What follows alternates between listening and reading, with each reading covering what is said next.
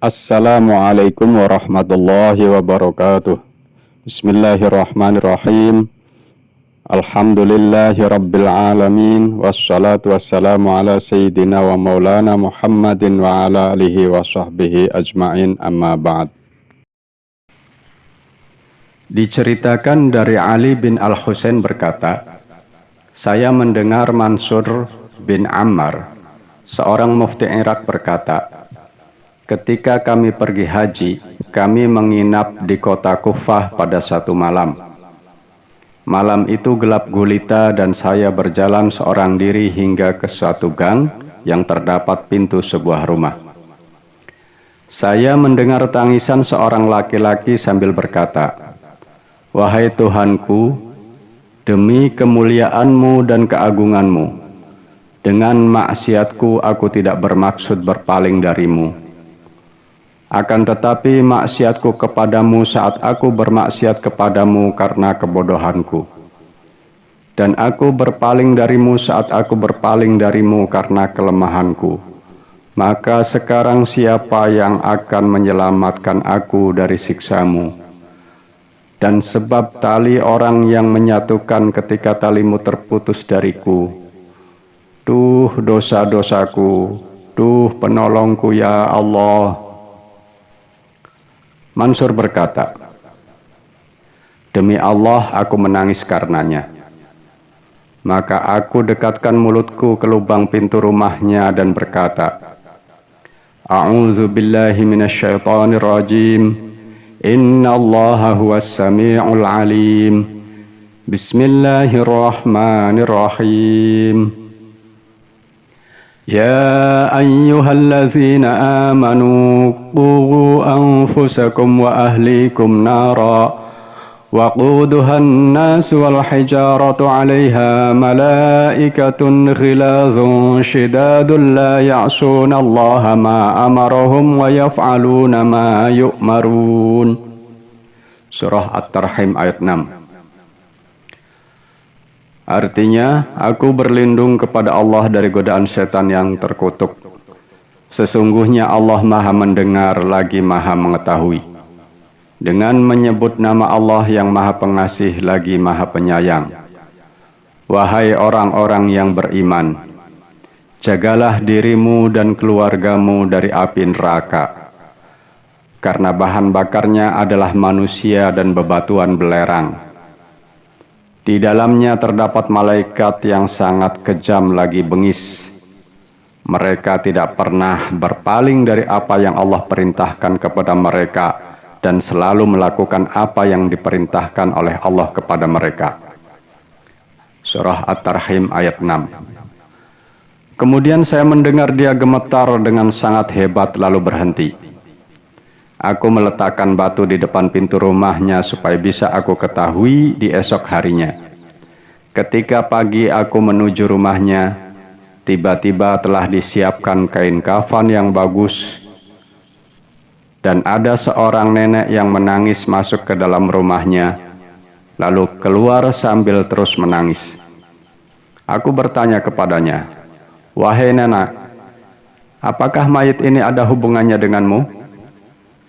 Ia berkata, menjauhlah dariku wahai hamba Allah, jangan menambah-nambah kesedihanku.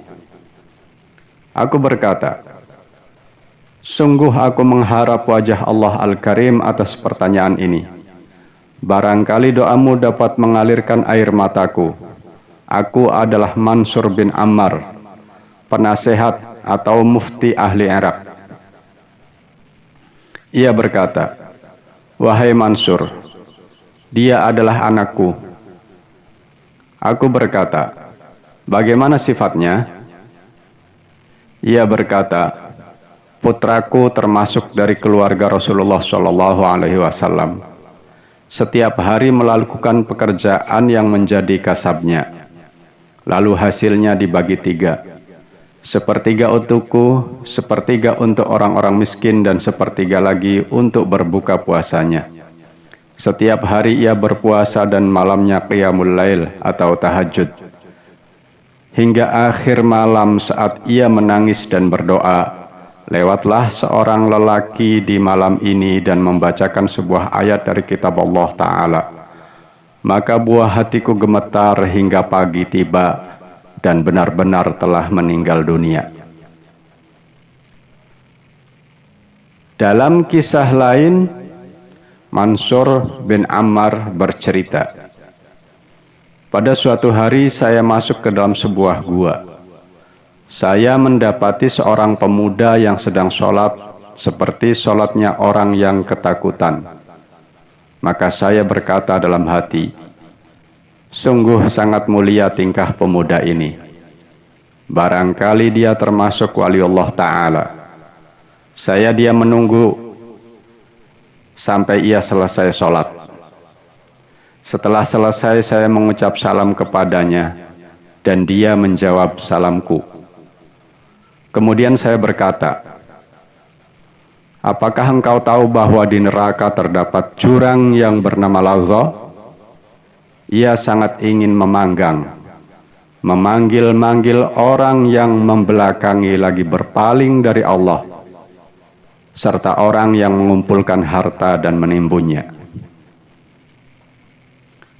Maka pemuda itu menjerit dan menangis. Setelah berhenti menangis, ia berkata, tambahkanlah lagi. Maka saya membacakan ayat seperti ayat yang pertama. Surat At-Tarhim ayat 6. Ya ayyuhallazina amanu qu anfusakum wa ahlikum nara waquduhan nasu wal hijarah. Al-ayah. Seketika itu ia mati. Lalu saya membuka baju yang ia pakai dan di dadanya terdapat tulisan dengan pena qadarullah yang berbunyi, fahuwa fi 'aisyatir radiyah fi jannatin 'aliyah qutufuha daniyah. Artinya, ia dalam kehidupan yang diridhoi, di taman surga yang tinggi, buah-buahannya sangat dekat. Quran Surah Al-Haqqah ayat 21-23. Pada malam yang kedua saya tidur dan bermimpi bertemu dengannya sedang duduk di permadani, serta di kepalanya terdapat mahkota. Lalu saya bertanya, apakah yang Allah lakukan kepadamu? Dia menjawab, Allah memberiku pahala ahli Badar dan menambahinya. Saya berkata, sebab apa? Dia menjawab, karena mereka, para ahli Badar, terbunuh oleh pedang orang-orang kafir, sementara aku terbunuh oleh pedang Allah Al-Malik Al-Jabbar. Wallahu a'lam bishawab. Wassalamualaikum warahmatullahi wabarakatuh.